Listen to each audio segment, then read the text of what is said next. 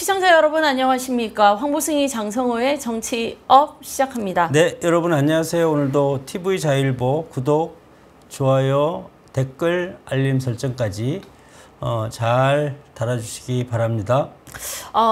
어제 뭐 이재명 대통령이 취임을 했는데요. 네. 오전까지도 아니죠, 오후까지도 트럼프 대통령하고 대화가 이루어지지는 않은 걸로 네. 나왔습니다. 좀 빨리 통화할 것 같은데 빨리 통화를 안 하는 거는 뭔가가 있는 것 같아요. 그렇죠. 지금 뭐 여러 군데서 지금 질문을 보냈는데 서면 질의를 했는데 기자들이 답변은 오고 있어요. 네네. 근데 트럼프랑 아직 통화가 안 된 것 같고, 어제 트럼프가 일정이 없었다고 그러는데 그러면 혹시라도 할 수 있는 건데 네. 그 스태프들로 하여금 연결해라.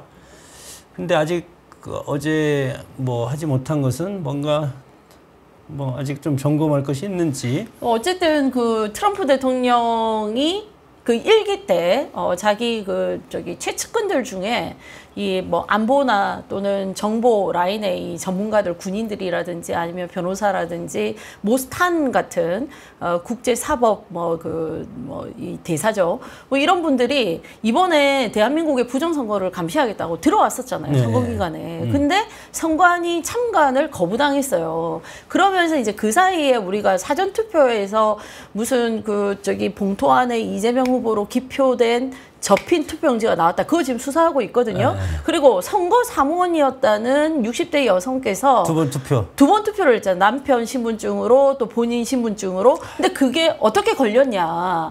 그 황교안 대표하고 활동하던 부방대 소속인 참관인이 그걸 잡아냈다는 거예요. 그러니까 이게 부방대 활동이 의미가 없는 활동이 아니었죠. 그렇죠. 그분이 그걸 캐치하지 못했더라면 이중 투표한 거를 아무도 모르고 그냥 넘어갈 뻔했다. 혹시 또 다른 데 있는 건 아니죠? 알 수가 없죠. 그거 어떻게 한번 알 수가 없죠. 그 선거 사무원이 원래 이제 이거 사전 투표할 때 신분증하고 얼굴 확인하고 투표용지 뽑아주는 사람이었다고 하잖아요. 네. 그런 분이 작정을 하고 이렇게 이중, 삼중 투표를 하려고 마음만 먹었다면 얼마든지 할 수 있었다는 거죠. 그걸 참관인이 캐치 못하면 그냥 넘어간다는 거죠. 그러니까 이런 것들을 그 부정선거 감시단이 이 선거 시스템은 선관위에서 거부했기 때문에 들여다보지는 못했지만 언론에 나오는 이런 내용을 갖고 지금 미국으로 돌아갔을 거라는 말입니다. 네. 자, 그러면서 이제 서면으로 백악관에서 이런 얘기를 했습니다. 한미 동맹은 철통 같다는 입장은 재확인했고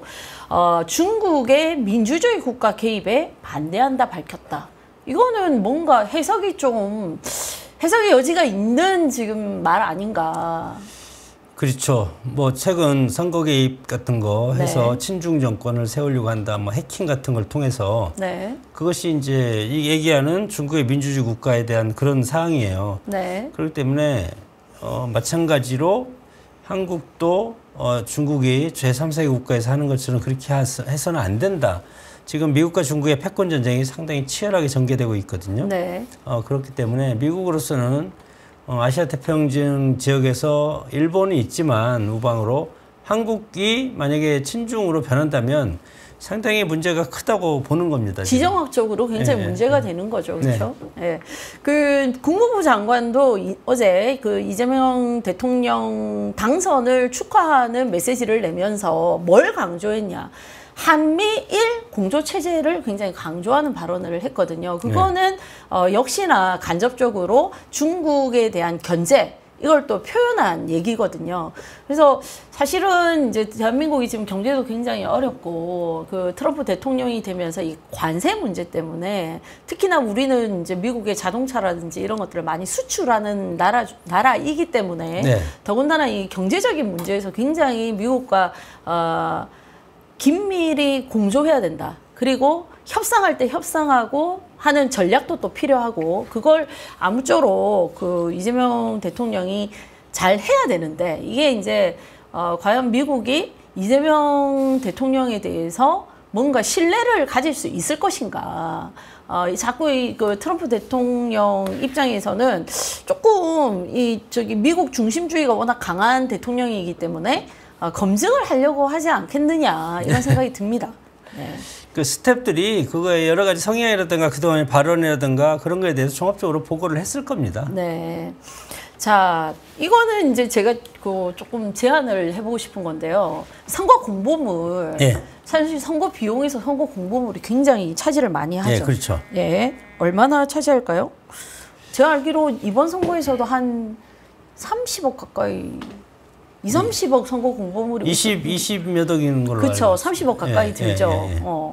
근데 제가 지금 서울에서 이 오피스텔에 거주를 하거든요. 한 150세대 정도 되는데, 그러니까 상대적으로 젊은 분들이 많을 거 아니에요. 근데 우편함에서 공보물을 어제 투표하루 전날까지 절반이 안 뽑아갔어요.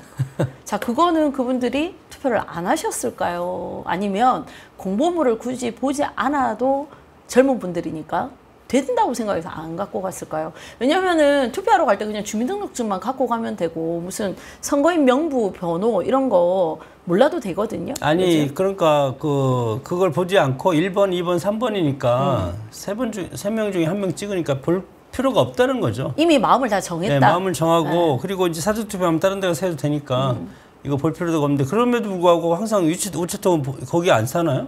사람들이 많이? 다 살아요. 이 주소만 해놓고 다른 데 사는 거 다 아니에요? 살아요. 근데 안 확인해 본다는 보셨어요? 거예요. 안 본다는 거예요. 확인 안 해보셨어요? 아니 사람이 다 살죠. 빈대 같으면 꽂혀 있을 이유가 없죠. 아예 배송이 안 오겠죠. 그래서 그거는 주소지를 둔 분들만 그것도 우편이 오는 그렇죠, 거거든요. 당연하죠. 근데 어떻게 절반이 비어 있을 리는 없잖아요. 그래서 제가 볼 때는 지금 워낙 이제 대한민국 특히 이제 디지털 강국이지 않습니까? 이 SNS도 활성화돼 있고 인터넷으로 후보자에 대한 정보를 굉장히 많이 얻을 수 있다. 그리고 실제 제가 이번에 공보물을 보니까 이준석 후보 같은 경우는 편지를 썼더라고요. 공약 없어요. 이 돈이 없어가지고 여러 장으로 못 만들다 보니까 네. 그냥 2페이지 편지를 썼어요. 3페이지.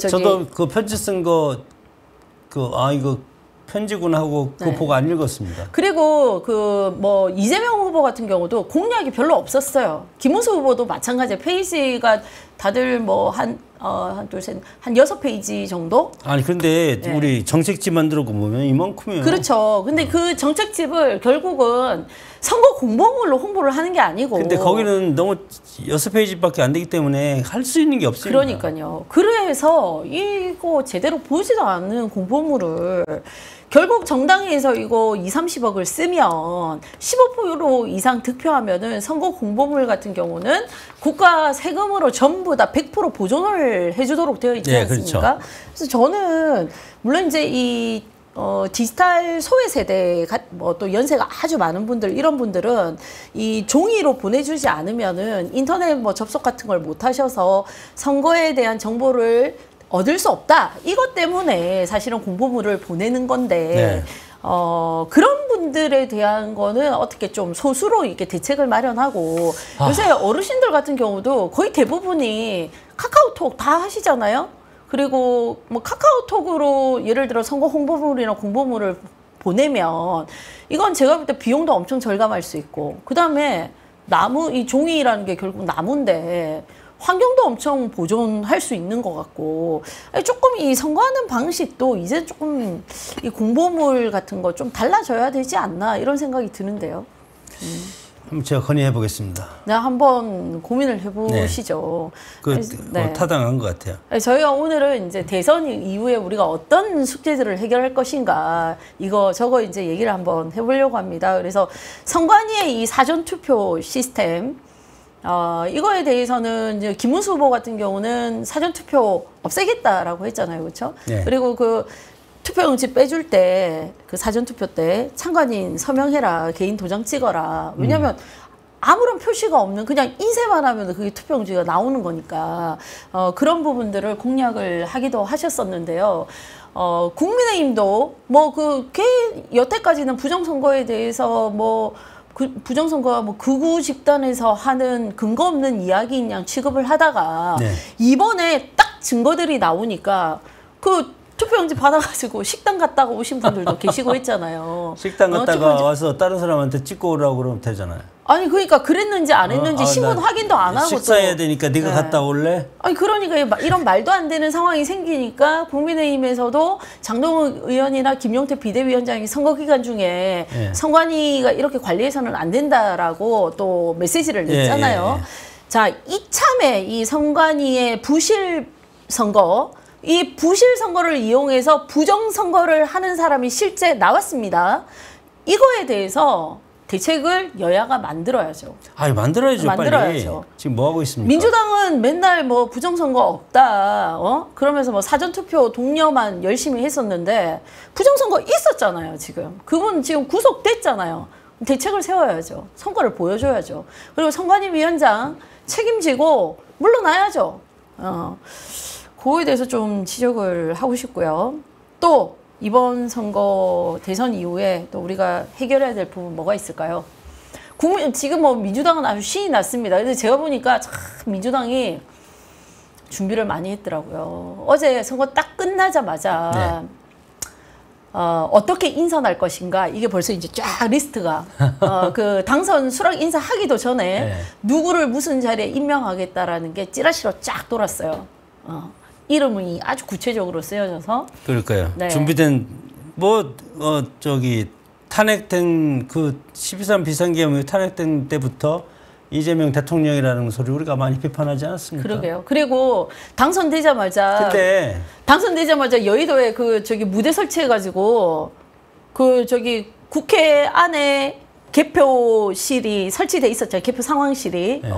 민주당 같은 경우는 대회의실 인원수가 많으니까 거기 차지하고 있었는데, 밖에 완전 특설 무대를 만들었더라고요. 그게 그냥 뭐 1시간 만에 되는 거예요. 미리부터 다 계획하고 있었던 거예요. 완전히 그냥 잔치 분위기로. 국민의힘 그런 거 준비했나요? 국민의힘은 뭐 모든 게 다 쫓기잖아요. 처음에 쫓기면 계속 쫓깁니다. 후보 등록 하루 전에 후보가 다시 살아나가지고 이 옷도 없어요. 옷도 없이 치렀고 이틀 동안 유세차도 없었고. 네. 이 도대체 이게 정당인지 모르겠습니다.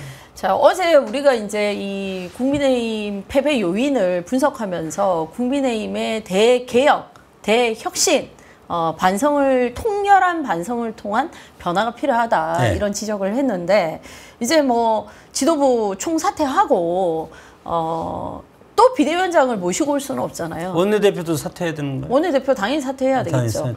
하고 그 지도부 교체와 그 당대표 선거로 돌입을 해야 될 텐데, 뭐 치열한 당권 경쟁하지 않겠습니까? 그렇죠? 그게 이제 앞으로 국민의힘이 남은 숙제인데, 당권 경쟁을 치열하게 하는 게 중요한 게 아니라 될 만한 사람이 정말 당을 어떻게 바꿔나가겠다라는 비전을 가지고 출마를 해야 되는 거겠죠. 네. 저는 이번 만약에 당대표 선거가 나오면, 어제 그랬잖아요. 김문수 후보가 가능성이 있고 좋겠다. 네. 지금 전 당원들이 김문수라는 이름을 모르는 사람이 없어요. 그게 당연하죠. 그렇기 때문에 제일 유리하다는 거죠. 김문수란 후보 이름은 전 국민도 모르는 사람이 없습니다. 김문수 후보가 본인이 하겠다고 해야 되는데, 혹시 하겠다고 안 하면 어떡할 거나, 그게 더 걱정인데요. 그건 저도 좀 걱정입니다. 네, 내가 그런 걸 왜 그렇게 얘기는 하지만 그건 뭐 저희가 좀 지켜봐야 될 텐데요. 어쨌든 지금은 이 보수정당이 살아나기 위해서 누군가의 희생이, 그냥 뭐 내가 뭔가를 살리겠다고 할 때 희생하지 않고 만들 수가 있습니까? 누군가의 희생이 필요한 시점이다, 이런 생각이 들고, 또 당내에 좋은 숨겨진 보석들이 좀 나와서 국민의힘이 국민들에게 정말 진정성 있는 모습을, 그리고 국민의 눈높이에 맞는 모습을 보여주는 뭔가가 있어야 되겠다. 쇼를 못해요. 너무 공부만 해서들 그런가요? 예, 뭐 공부만 해서 그런 건지, 게을러서 그런 건지, 자기 위주로 생각해서 그런 건지 쇼를 못합니다. 네, 좀 지켜봐야 될 것 같습니다. 그렇죠? 자, 그다음 이재명 대통령이 이제 당선이 됐기 때문에 인천 계양을 보궐선거가 생기겠죠. 네. 어떻게 나가실래? 예측하십니까? 나가실래요? 향후에 아니요, 거기 그 지역에 뭐 사전 투표 날인가요? 김문수 후보가 인천 계양을에서 사전 투표를 했잖아요. 그때도 굉장히 물밑 작업이 치열해가지고 인천 계양으로 가서 투표를 했다는 얘기가 있던데, 어떻게 분석하시나요? 누가 당 대표가 되냐에 따라 다를 것 같아요. 현재는 여기에 위원장이 원희룡 장관이에요. 그렇기 때문에 이제 원희룡 장관이 지금 이제 기존에 친윤적인 성향이 강하잖아요. 네. 그래서 이제 이런 부분이 앞으로는 공천에 반영되지 않을까 생각이 들어서 친윤이 아니고 친한이 아니고 친 이준석이 아닌 사람 중에서 한 명 그럼 있나요? 저 있습니다. 아, 그 개항으로 가실래요? 아니. 아니 진짜 앞으로 이 개항을 보궐선거가 언제 하나요? 하게 되면 10월이죠, 10월. 10월 달. 네. 아, 우리 보궐선거가 보통 이제 4월하고 10월 1년에 두 번이 있으니까. 야, 이 영등포 김민석 지역도 아마 할 것 같고. 아, 거기는 국무총리로 가니까. 국무총리로 가니까요. 두 군데. 거기는 박용찬이에요. MBC 출신. 네, 지난번에 거기 박민식 의원이 공들이다가 강서로 밀려나고 강서에서 열심히 하고 있어요. 예. 개항을 보궐선거 사실은 이제 이게 어떻게 보면은 이재명 대통령이 되고 6개월 지난 시점에 본인의 지역구를 포함해서 이제 몇 군데 보궐선거를 네. 할 거기 때문에 여기서 국민의힘이 뭔가를 보여줘야 된다. 그 6개월 동안 뭔가 혁신하는 모습을 보여줘야 된다. 이게 또 앞으로의 숙제입니다. 그러니까 빨리 비대위 열어가지고 지도부 총사퇴하고 우리 전당대회 한다. 내일 해야 될 것 같아요. 내일. 아직까지는 잠잠하죠, 그렇죠? 네. 아니면 오늘 저녁에 할 수도 있잖아요. 사실은 뭐 좀 빨리 그런 모습을 보여줘야 또 실망한 국민들이 희망을 가질 텐데요. 지금 그렇죠. 사실 보세요. 이 투표가 거의 반반이지 않습니까? 49대 51, 뭐 50대 50으로 지금 봐도 무방합니다. 정말 0.0 얼마 7 차이로 사실은 이준석 김문수 후보 합친표와 나머지 이재명 후보의 표 아닙니까? 그렇게 생각을 하면 국민의 50%는 지금 엄청 실망하고 화가 나고 뭐 어찌할 바를 모르겠고 대한민국 걱정에 지금 잠을 못 주무신다는 분도 계시고 들었다 놨다 하는 거 아니에요? 정말 이래가지고 이 대한민국에서 살 수 있을까? 대한민국의 미래가 뭐 베네수엘라로 갈 것이냐 말 것이냐? 정말 온갖 생각을 지금 다 하고 있는 시점 아닙니까? 그렇기 때문에 국민의힘이 빨리 대안을 가지고 정비를 해서 국민들한테 뭔가를 보여줘야 됩니다. 근데 모르겠습니다. 뭐 오늘 뭔가 뭐 획기적인 뭔가가 국민들에게 보여질지. 오늘 아니 보수당이 좀 느리잖아요. 네. 그러니까 네. 좀 어렵지 않을까 싶은데. 그래요? 하여튼 저도 되는 걸 빨리빨리 해서 무슨 액션이 필요하다고 생각이 듭니다. 네. 반성하는 모습을 해야 되잖아요. 어차피 우리가 졌으니까. 네. 근데 이제 반성도 여러 가지 포인트가 있어요. 어떤 포인트를 갖고 반성을 할 것이냐, 어떤 포인트를 가지고 그거에 대해서 또 뭐 반성을 한다는 쓸데없는 얘기를 하고 그러면 안 되고요. 또 개선할 거 앞으로 어떻게 개선할지 좀 국민들 특히나 보수 애국 시민들이 지금 대한민국에 중도가 있습니까? 다 중도예요. 다 중도예요? 네. 그 무슨 의미예요, 그럼? 아니 중도가 있는 게 아니고. 민주당, 국민의힘 다 중도예요. 서로 다 중도라고 하는. 아니, 제가 판단할 때는 다 중도예요. 그런가요? 네, 자, 그러면은 그 중도에게 소구력 있는 얘기 뭘 해야 되나요, 국민의힘은? 앞으로? 네. 앞으로 중도에 대해서 얘기하는 것은 헌법 잘 지키고 법치주의 실현하고 그리고 자유민주 경제질서 잘 지킨다. 그렇게 하면 그것만 얘기하면은 용서해 줍니까? 다 옵니까? 네. 그것만 얘기하면 별로 동의가 안 되는데요. 지금 뭐 교수님도 충격이 심하셔가지고 제가 말이 지금 뭔가 이게 처절한 대안이 아직까지도 정립이 좀 안 되신 것 같아요. 혹시 이거 들으시면 시청자 여러분들이 좋은 의견 있으면 보수 정당이 쇄신하는 방법 한 가지씩만 좀 부탁드릴게요. 네. 어쨌든 이번 대선을 겪으면서 국민의힘은 큰 교훈을 얻었을 것이라고 생각합니다. 그런 교훈은 뭉치면 살고 흩어지면 죽는다. 근데 역시나 흩어졌기 때문에 이런 결과가 나온 것이고, 그러면 그 흩어짐의 원인이 무엇이었냐부터 좀 진단을 할 필요가 있다.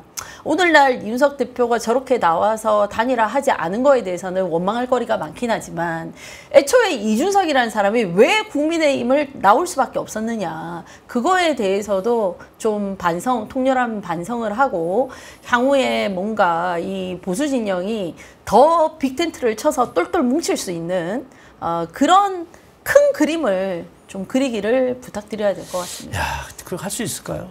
해야죠. 게을러서 할 수 있을까는 걱정이네요. 해야죠. 게으릅니까?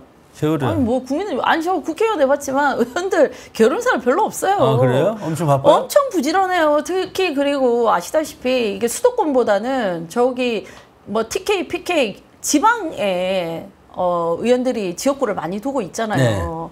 네. 그러니까 뭐 집이 두 채겠네. 집이 당연히 두 채죠. 소유권이 다 있는 건 아니고. 아 그래요? 지역에 집 뭐 가지고 있고 뭐 아니요, 서울에는 홍보일도 그렇게 했어요?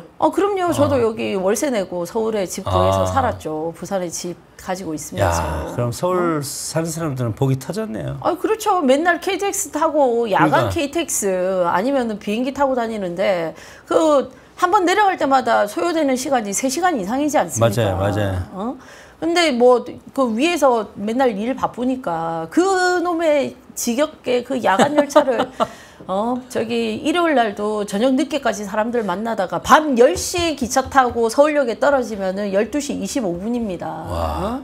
그리고 금요일 날 마치자마자 불이 나게 공항에 가가지고 또 비행기 타고 근데 내려가고. 기차 타고 2시간 반이면 거기서 일을 충분히 볼 수 있겠는데요? 평상시에는 일 못 하잖아요. 핸드폰도 못 하고. 아니 그러니까 기차 안에서도 일을 하죠. 네. 야간 열차 타고 다니면서도 일을 하고. 그러니까 국민의힘 의원들이 게으른 게 아닙니다. 왜 게으릅니까? 그분들 엄청 부지런하십니다. 중요한 것은 지금 위기의 대한민국에서 국회의원 한 명 한 명이 헌법기관인데 내가 대한민국을 위해서 무엇을 할 것인가?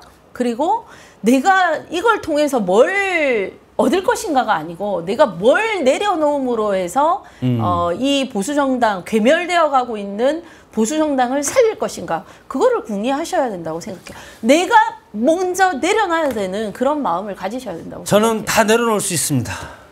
네. 근데 저 의원 나리들이 안 내려놔서 네. 그렇게 욕을 해도 안 내려놓습니다. 국민의힘 원내 위원장들뿐만 아니라 이 원외 위원장들도 좀 사명감을 가지고 이번에 큰 목소리를 내셔서 당의 혁신과 개혁에 기여를 하시기를 부탁드리면서 오늘 방송은 여기서 마치겠습니다. 네, 여러분 고맙습니다. 감사합니다. 감사합니다.